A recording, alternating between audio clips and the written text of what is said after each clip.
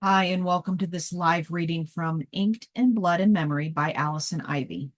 And this is presented by Itsy Bitsy Book Bits. Chapter 1, Ly Thi Ren. You never forget your first ritual sacrifice, so why had I? That seems like something you'd remember. It's not something most American families gather for. Hey, Ma, could you pass the row round? Oh, and what time is the sacrifice tonight? And yet I had forgotten. I had forgotten the little things too. My mother's laugh, her abrupt chortles that often devolved into giggles, my childhood nickname. We eat pho the night our own parents sacrificed one of my best friends. It's weird what sticks with you after years of trying to forget. We eat in silence, though I haven't yet realized the reason for the solemn mood. My 9-year-old brain doesn't quite grasp the idea of sacrifice. I can't wait to wear my new ceremonial cloak. I begged my parents to let me wear it through dinner, but they refused. It's too special, they say. You don't want to ruin it, do you, con guy? No, I don't want that. Still, my eyes wander to the piece of clothing that hangs on the coat tree next to the front door. The intricate symbols fascinate me. The only other place I've seen them is on the book. Not just any book. The book. I get to see it on special occasions during the 4 months out of the year our family guards it. The other 8 months are split between two additional families. My best friends, Sophie Vanguard and Jeremy Berg-Nielsen. We'll join them later for the ceremony or the Thanksgiving, but not that Thanksgiving. We are not pilgrims, but our three families are special, chosen. And today, Jeremy is the most special. Ong Cha, are you sure this is the only way? Ma squeezes Ba's arm. Ba remains quiet for so long I almost ask him if he's heard Ma. I'm not sure what she means by her question or why it's gotten even quieter than before. Ba answers before I speak. It's too late to back out. Maybe we could have years ago, but not now. This is how we keep our family safe.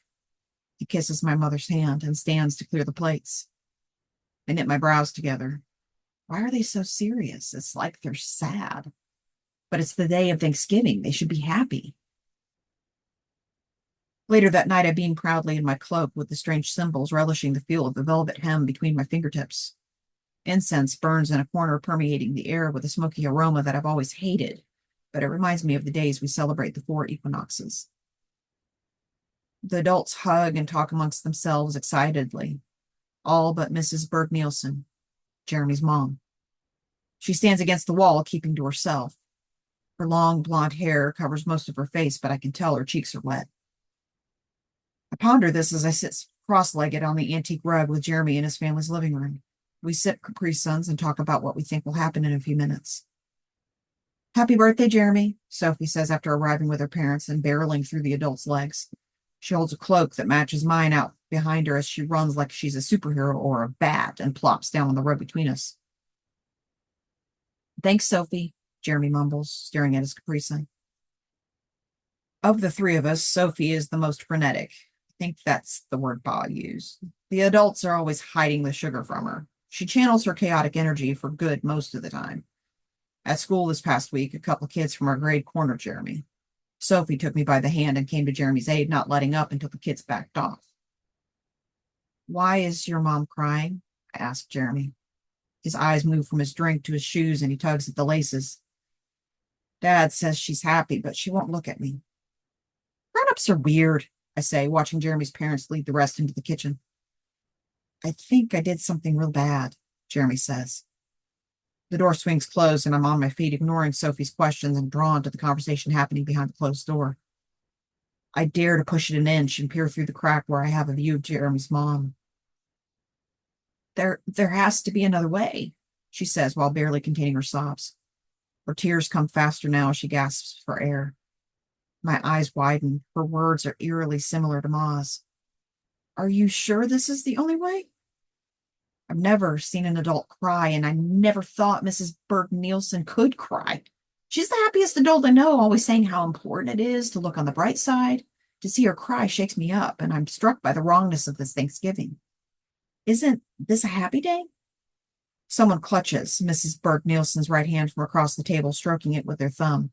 Mr. Berg-Nielsen, I guess. You know there isn't, sweetheart. We have no choice. Sophie's mother, Dr. Sylvia Vanguard, chimes in. If there was any other— What do you know, Sylvia? Mrs. B snaps. It's not your child. No, you and Roger had a daughter, and so did Leon and Di. The sudden change in her voice makes me flinch. Don't know why. I'm not the one being scolded. We've sacrificed in our own ways, Sophie's mom replies. Not your own flesh and blood. This was the deal we made, Caroline, Sophie's mom continues. We need to see it through. The door creaks and I gasp reflexively.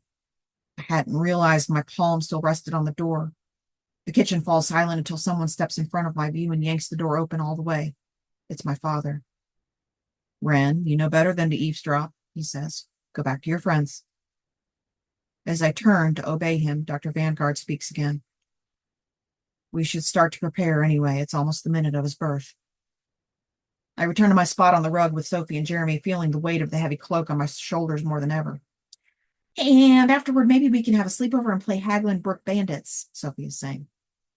Jeremy nods enthusiastically, but I am no longer excited. Something in Mrs. Berg-Nielsen's voice has made me sick to my stomach. I've never heard that kind of tone in an adult before. A mix of anger and fear. The room in front of me blurs, my eyes losing their focus as I replay what I've heard. Out of the corner of my eye, I notice Jeremy and Sophie trying to get my attention. With effort, I pull myself out of my thoughts and focus on Jeremy's words. What were they talking about? He asks. But I don't have a chance to tell him. All 6 parents emerge from the kitchen. Mrs. B slips outside as the rest approaches. Something clenches in my stomach. It's only years later that I'll be able to pinpoint the feeling. Dread. Sophie's father is the one who holds out his hand. Jeremy, take my hand, son. Jeremy moves to go, but I grab his wrist, a sudden panic in me that even I don't quite understand. No. Jeremy narrows his eyes at me in confusion as Ma speaks up from behind Mr. Vanguard. Let go of him, Ren, she says firmly. Sophie touches my leg. What's wrong? I stare down at her and then look at the 6 people around us. Whatever they want to do to Jeremy, there is nothing I can do to stop it. I'm a kid with no real power. I'm not even sure I need to do anything, but that sick feeling lingers in my gut. But Ma and Ba wouldn't let anything happen to Jeremy, and Jeremy's mom and dad love him. Adults are to be trusted, especially Ma and Ba. Reluctantly, I let go of Jeremy, trusting the adults, and Sophie's dad leads him by the hand to the center of the room. Ma motions for Sophie and me to join the other adults.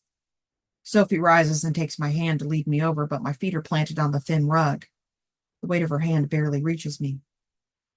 Are you okay? Sophie asks, stroking my thumb. I shake my head. Something's wrong, is all I can say. I can feel it. I can tell Sophie wants to ask me to elaborate, but Mom moves behind us to usher us the rest of the way. She breaks us apart, taking my left hand and Sophie's right as we join the circle. Ba grabs my right hand, and Sophie's mom instructs her daughter to grab her elbow. Sophie leans behind Ma to cast a worried look at me, brow wrinkles and all, but I don't have any answers for her. Just a gut feeling that this day is not what we'd expected. I shake my head at her, trying to convey my thoughts, but failing, and turn to the scene in front of me. Mr. Berg-Nielsen envelops Jeremy in a hug, his face crumpling as he bites his lip to hold back sobs.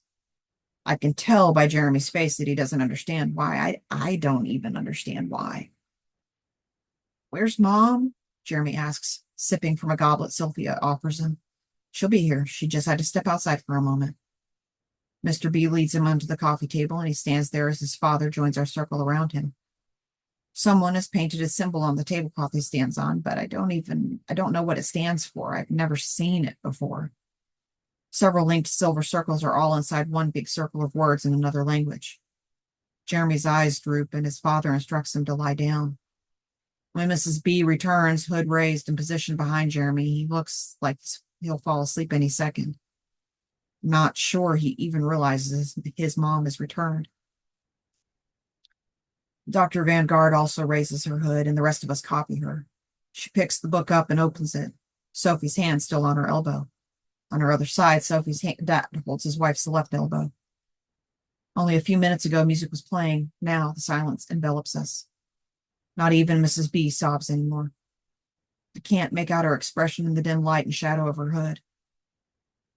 No one speaks. We all stare at Dr. Vanguard as if waiting for her to start something. "Mom," Jeremy whispers. Mrs. B is silent. As Sophie's mom clears her throat, I narrow my eyes at her. Why is she touching the book? We're not allowed to touch the book. I've only ever seen it tucked safely behind its glass case propped up on a stand. And we're definitely not allowed to have our shoes on furniture. Why are they letting Jeremy wear his? Is it because it's his birthday? Great one, Dr. Vanguard begins, her eyes on the open book. We gather here today in humility and supplication. A breeze picks up and rustles my hair, and I shiver involuntarily, chilled even though I'm wearing long sleeves and a thick cloak. There are no windows open. Where is it coming from? The rest of the adults have their eyes closed, their heads tilted slightly upward as their hair blows around their faces. Sophie and I make eye contact again. At least I'm not the only one lost here. Hear us, O Great One, Dr. Vanguard continues. Let your divine and gracious benevolence fill our lives. In return, we offer up our youngest male, an innocent soul of 10 years of age, ripe and ready to serve you, Jeremy Berg Nielsen. Jeremy Berg Nielsen, the adults repeat in unison. Dr. Vanguard recites words from the book in a language I don't understand. The adults repeat each phrase as she finishes them. I look from Ma to Ba, but neither seems to notice me. Their eyes are still closed. Ma, I say tentatively. Her bangs flutter on her forehead as she continues chanting. She never ignores me. Why is she ignoring me? Maybe she didn't hear me. Ma, I try again a little louder. Jeremy turns to me, tears forming in his eyes. Ren, what's going on? Instead of words, a lump forms in my throat. No, I'm not supposed to cry. I'm angry. Adults are supposed to comfort kids. What is wrong with them? What is wrong with the Berg Nielsens? I wrench my hands free from Ma and Ba's grips. It helps that they were distracted.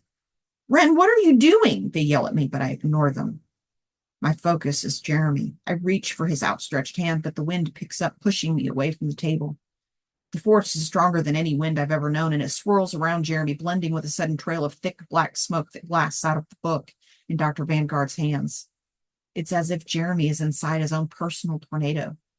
The adults continue, practically shouting now. Ma, stop! The wind howls in my ears. I'm not even sure she's heard me. I try again. Mom, please, you're scaring him. I tug on Ma's sleeve, but she brushes me off and continues to chant. Sophie's trying to get her mother's attention, but her attempts are just as useless. Jeremy tries to prop himself up on his elbows, but lays back down. He seems drained, as if he needs to sleep for hours.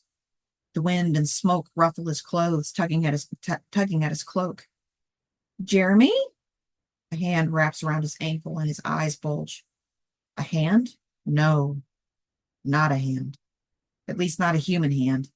It's a horrible ashen color. Boils dot the skin, and its bony, crooked fingers end in long yellow claws. My heart races. Help him! Jeremy screams, and the sound pierces the gale of the tornado as tears stream down his face. The second hand, identical to the first, wraps around his other ankle. Sophie reaches for him, but her father tugs her back. Jeremy and I lock eyes the same moment his feet leave the table. Jeremy's entire body wavers, losing its shape, and in a blur of smoke and color like an extinguished flame, follows the pair of hands into the open book. What just happened? Where did he go? The adults are silent as Dr. Vanguard closes the book with a snap. The action breaks me from the unbidden memory, and I return to the present. The scent of incense lingers in my nostrils, but I'm no longer 9 years old, and my name is not Ren here. It's Geraldine, isn't it? I wipe my wet cheeks and scan the room as if expecting a smoke monster to jump out at me from the shadows, but it's just me in this study. My eyes come back to a screeching halt on a black and gray Maine Coon cat. Never seen it before, but it's blinking up at me with indifferent green eyes, not paying much attention to my fiancé's lifeless body.